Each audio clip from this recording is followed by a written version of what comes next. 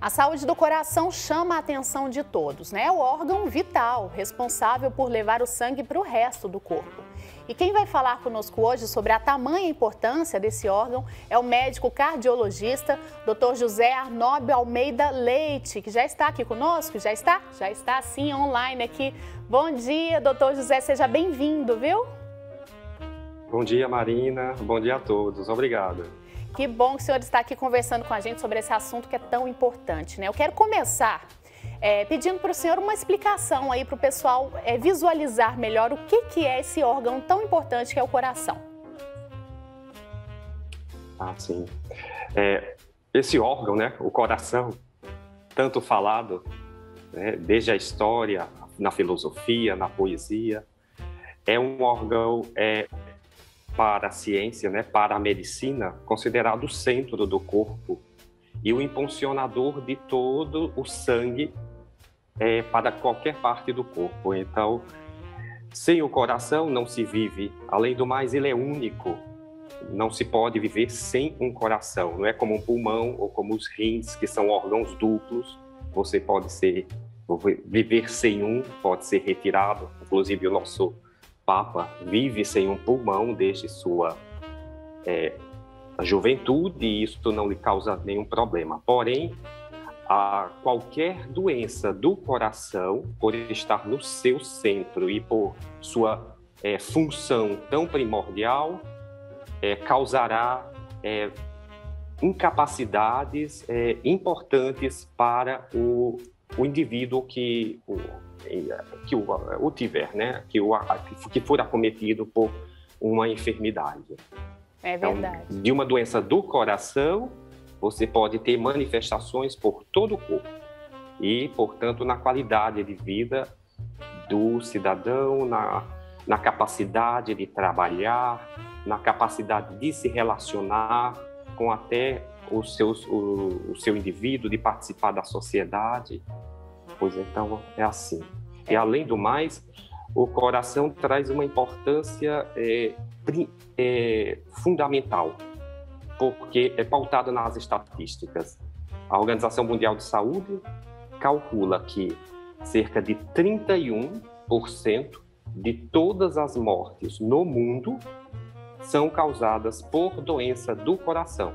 E, entre as doenças do coração, diga-se que seja a doença da artéria coronária, a mais importante, a mais preponderante, a que causa mais morte. Então, doença do coração mata mais que câncer, que trânsito, que traumas e até mesmo que guerras. Nossa, realmente, né? A gente vê a importância aí por essa estatística, né? Realmente a gente tem outras tantas causas, né? Inúmeras, e realmente 31% é um número muito alto, realmente. Doutor, a morte súbita que a gente ouve tanto falar aí, está ligada às doenças do coração? Sim, a causa máxima de doença de morte súbita, a morte súbita é uma síndrome, não é? Aquela seria uma fulminante, né? Uma morte fulminante e que não dá tempo para que nem a família que está com o paciente ou qualquer colega de trabalho, ou até mesmo na rua, no aeroporto, numa praça, possa fazer nada por esse paciente. Ele morre irremediavelmente. A principal causa é a doença da artéria coronária. Algumas, num percentual bem menor, algumas arritmias graves, ou até mesmo alguma doença cerebral. Mas 90% dos casos é um infarto fulminante, a principal causa da morte súbita. E para tal, só há, se você não pode impedir a morte, você só pode preveni-la. Então tá certo, mais um momento aí que a prevenção, né, mais um motivo para a prevenção ser tão importante. Vamos falar muito sobre prevenção ainda, mas antes eu queria que o senhor falasse pra gente se a pressão alta e o colesterol também são doenças do coração. Sim, não necessariamente do coração. São doenças, a hipertensão arterial é uma doença do sistema cardiovascular. O coração participa porque está no centro do sistema cardiovascular, ou seja, do sistema circulatório. Então, o coração participa e depois será afetado por uma hipertensão arterial não controlada cronicamente. Já as doenças do colesterol são doenças do metabolismo. O coração também não participa como causa da elevação do colesterol, mas ele é afetado tardiamente por uma doença, por um colesterol elevado não tratado. Certo. Qual que é a doença mais comum aí que afeta diretamente o coração? Bem, o coração, como dissemos, é a doença do coração. A preponderante é a doença da artéria coronária, do DAC. A gente utiliza a sigla DAC, doença da artéria coronária. É o famoso trombo de gordura, famoso trombo de colesterol, que depois é calcificado. Este processo, que em medicina chamamos de aterosclerose, provém da genética. Então, a partir dos 20 anos de idade, impreterivelmente, praticamente todos os seres humanos começam o seu processo de aterosclerose. Alguns chegarão a processos muito graves. Sim, outros não terão praticamente esses problemas. E aí vem o problema, a questão da mulher, ela é muito protegida e trataremos provavelmente no transcorrer da entrevista. Mas desta questão de aterosclerose começar tão cedo nos seres humanos e ser de origem genética, é que temos esta prevalência tão grande da doença no mundo, 31%, segundo dados da Organização Mundial de Saúde. Então veja que praticamente são muitos poucos dos indivíduos que não serão acometidos. Agora, se você não ajuda esse processo a ser lento, para que ele venha a acarretar problemas na velhice muito futura, então você vai ter esse processo mais acelerado e, portanto, o infarto vai aparecer mais rapidamente. E o que é que acelera? Vários fatores da nossa vida moderna, em termos de estresse, de estilo de vida, de dieta inadequada, de ausência de exercícios físicos e um hábito muito corriqueiro que é o tabagismo. Certo, então a gente tem que falar sim, né, sobre prevenção, né? Como o senhor disse, esse processo ele acontece, mas a gente não pode acelerar esse processo, né? Ele então é um processo natural. Se a gente toma esses cuidados, faz essas prevenções para evitar esses problemas que o senhor citou, esse processo acontece de uma maneira tranquila e a gente não vai sofrer, é isso? Exatamente. Seria então, digamos, um processo natural do envelhecimento do organismo. A aterosclerose é um processo natural da raça humana, né? Apenas algumas falei raça porque essa palavra já me veio na cabeça, porque há algumas raças, sobretudo árabes, na Arábia Saudita, ou até mesmo alguns orientais no Japão, eles têm esse processo muito, muito custoso de ser acelerado. Por quê? Porque vem da genética deles. Então, é um grupo de famílias na Arábia e outro no Japão. Mas vejamos que quando essas raças são introduzidas no estilo de vida ocidental, ou seja, quando ou os costumes vão até eles, na Arábia ou no Japão, ou eles passam a morar nos países ocidentais, este processo volta a acelerar, mostrando que é uma interação entre genética e estilo de vida, hábitos do mundo ocidental. Muito interessante demais o senhor trazer esse dado para a gente aí. Doutor José, agora tem muita gente que fala, fulano tem o coração fraco. Existe essa questão de coração fraco? Sim, eu acredito que deva estar se referindo à insuficiência cardíaca, que é uma outra síndrome. A insuficiência cardíaca, sim, uma deficiência do músculo cardíaco, ou de bombear o sangue para a frente, que seria uma insuficiência da sístole, ou de ele relaxar para receber o sangue que está atrás, nos pulmões ou no fígado, que aí seria uma insuficiência cardíaca diastólica. Então, acredito que é uma maneira uma metafórica ou até mesmo um eufemismo de dizer essa pessoa tem uma insuficiência cardíaca. É até uma forma popular, né, até de dizer aí contra essas doenças. Doutor, agora o que é preciso para a gente fortalecer aí o coração para que ele fique forte e saudável? Bem, adquirindo bons hábitos para manter a saúde do coração. Acredito em termos de dieta. Comecemos por dieta. A nossa dieta é muito inadequada, mas se nós mantivermos uma dieta rica em frutas, legumes, castanhas, evitar o leite integral.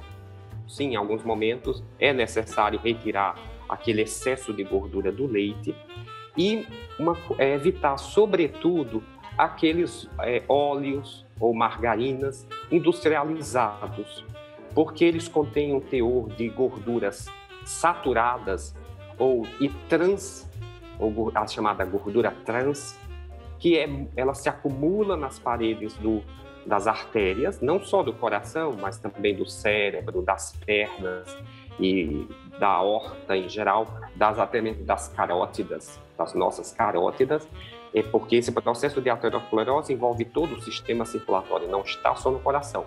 O problema é que quando ocorre no coração, temos um órgão único, um órgão nobre, um órgão vital. Então, dieta, exercícios físicos. O Ocidente deixou de ter exercícios físicos. Então, muitas vezes, deixar o carro em casa para fazer uma caminhada ao trabalho. Se não for possível, ter pelo menos interessante, a American Heart Association, que é a Associação do Coração dos Estados Unidos, fez várias pesquisas e todas elas chegam ao mesmo numeral, que é a pessoa que faz caminhadas 150 minutos por semana, praticamente tem um nível de redução de mortalidade pelo coração muito importante. Então, se nós dividimos 150 minutos por 5 dias na semana, dá 30 minutos. Se nós dividimos, quem não puder caminhar 30 minutos de segunda a sexta-feira, poderá fazê-lo 50 minutos em segunda, quarta e sexta, ou terça, quinta e sábado. Aí está a escolha de cada um. Mas apenas, veja, 150 minutos, então. Além disso, reduzir ou até mesmo cessar o tabagismo. Isto é muito importante. E para a mulher, uma coisa muito importante é você, após a menopausa, se puder e se não houver contraindicações, fazer alguma terapia de reposição hormonal a fim de que a mulher passe por um período mais transtornante, né? Um período que é por volta dos 55 anos, que é quando ocorre mais um infarto na mulher. Então, basicamente, isso: dieta, exercícios físicos, o tabagismo e, na mulher, o hormônio. Tá ótimo, ótimas dicas. Todos esses... Tudo junto, né, doutora? A gente tem que seguir realmente a risca, né? Não deixar isso aí só na teoria, né? Realmente praticar aí essas dicas. Muito obrigada. E o senhor falando aí sobre as diferenças, né, em relação à mulher, homem, a gente vai acompanhar agora um VT, um vídeo, uma reportagem, e depois a gente vai continuar a nossa conversa, porque a gente vai ver agora nesse vídeo quais são os sintomas aí do ataque de coração em uma mulher. Tem algumas diferenças, a gente vai assistir agora e depois o doutor José vai comentar com a gente. Olha só.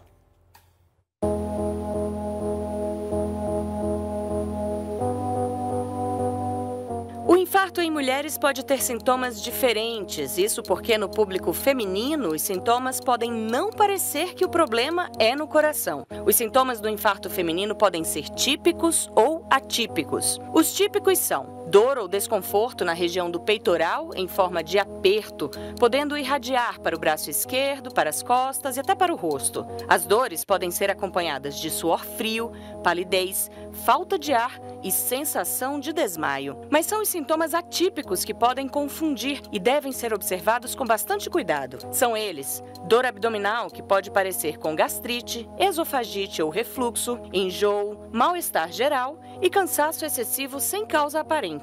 Pessoas que são sedentárias, têm diabetes, pressão alta, fumam, têm colesterol alto, são obesas ou têm histórico de infarto na família e pessoas a partir dos 55 anos de idade estão mais vulneráveis a infartos. Se notar algum destes sintomas, vá imediatamente a uma unidade de pronto atendimento. Interessante demais, então, né, a gente ter atenção aí para esses sintomas. E para você que começou a assistir a gente agora, a gente está com o médico aqui, o cardiologista Dr. José Arnóbio Almeida Leite. Ele está falando realmente sobre a saúde do coração e a gente viu agora, né, doutor, essas diferenças aí nos sintomas do infarto entre homens e mulheres. Eu não realmente vou confessar que eu não sabia que tinha essas diferenças, né? Realmente elas são bem visíveis aí, doutor? Sim. Essas diferenças entre assim, os sintomas das mulheres e dos homens é tão importante, né? É tão prevalente que as pesquisas médicas e os tratamentos médicos levam muito... tem um pequeno número de mulheres, tanto nas pesquisas quanto nos tratamentos. Por quê? Porque as mulheres procuram tardiamente o pronto-socorro. Bem, então, por quê? Porque os sintomas nas mulheres, os sintomas são mais atípicos, os sintomas são mais brandos. Começa pela dor. O homem vai apresentar uma dor forte, uma dor lancinante. Parece como se fosse uma lança que vai penetrando o seu tórax.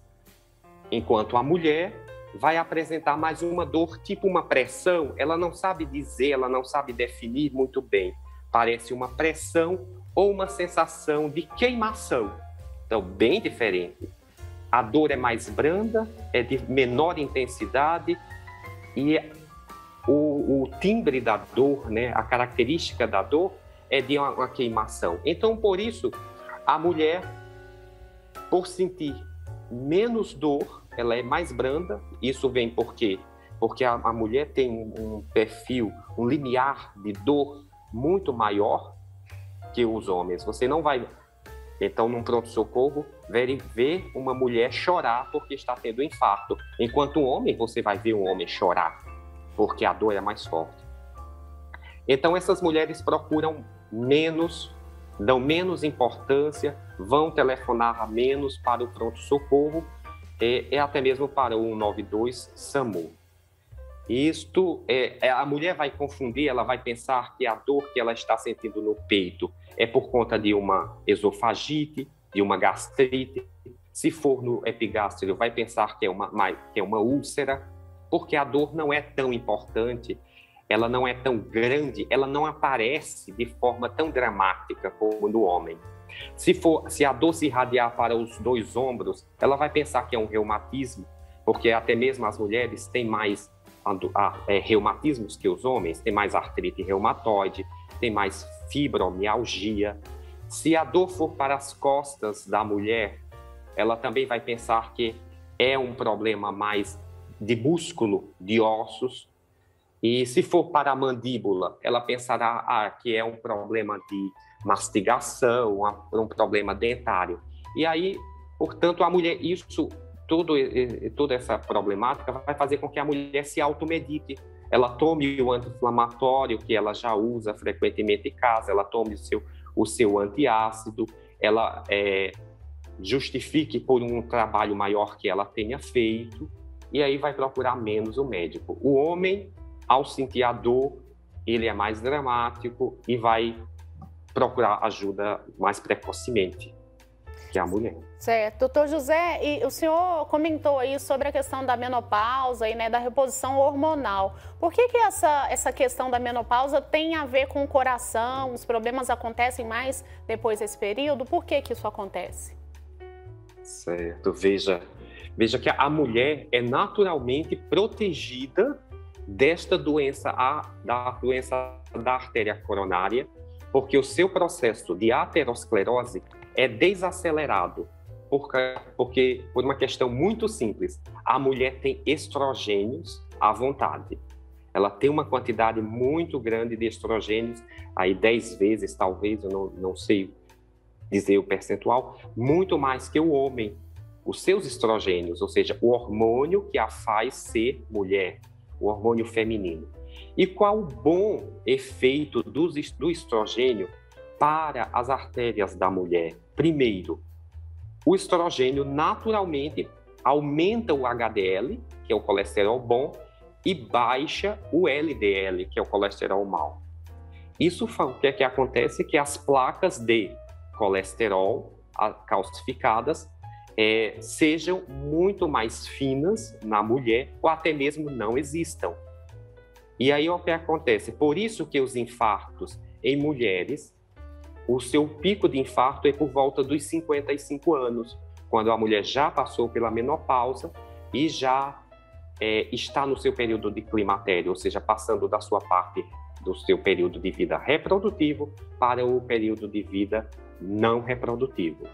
Agora, se a mulher, mesmo não tendo ainda apresentado a menopausa, ela tiver o hábito de fumar, por incrível que pareça, ela perde essa proteção dos estrogênios, porque o cigarro impede essa proteção dos estrogênios. Então, a mulher tanto poderá ter um processo de aterosclerose muito mais acelerado do que equivalendo-se a um homem com os mesmos fatores de risco de sua própria idade.